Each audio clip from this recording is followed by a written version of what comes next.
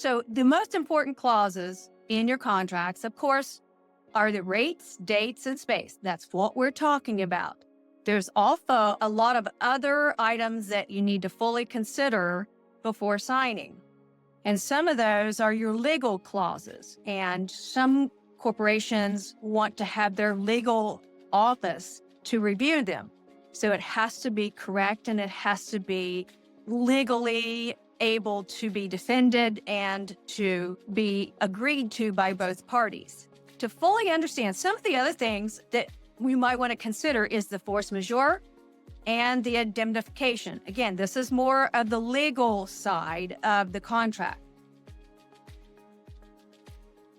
Some of the key elements to understand is attrition and shortfall, cancellation policy, your deposits, and critical deadlines. And it's so important to understand that because your contracts are great, everybody's happy as long as you do what you promise to do and I do what we promise to do. But that doesn't always happen. So the problem is then when one side does not do that. So then where do you fall back? Where's the meeting ground? Where is the working together to mitigate any of the losses? Because it's going to be losses on both sides. So that's what is important to consider before signing. A couple of the other things to consider too is a food and beverage minimum. Those are important. Your deadlines, of course, and reservation procedures. You need to understand, is it going to be on a master bill? Is it going to be individual call-in, individual pay? So those things are very important to have acknowledged up front.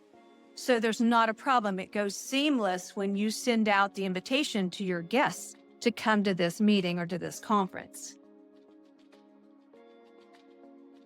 We are willing to go through the contract line by line if necessary, but at least do a high level. Here are the clauses. Here are the things that you need to consider before you sign this. And then we follow up with reminders for like critical deadlines. We also do an introduction letter because I do the contracting and then an experienced conference and catering planning manager follows up. Remind of deadlines, what your commitment is.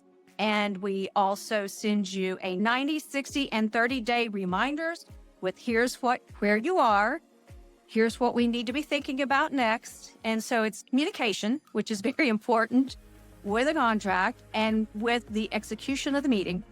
And then also there's other things that the planner does. For example, they'll send out a pickup report. How many rooms have you picked up? Here's your commitment. Here's where you are, your commitment. And maybe we need to reach out to more guests and do a reminder. Or if it's the other side, you've already filled your room block.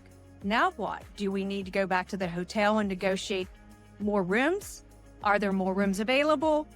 Those kinds of things that we do as a follow-up. So understanding the contract to begin with is the most important because that keeps us both honest. Again, I promise to give this to you. I promise to provide this for you for a certain price. And you promise to bring me this business and pay for this business. So it's a give and take, but it's a promise. That's what a contract is.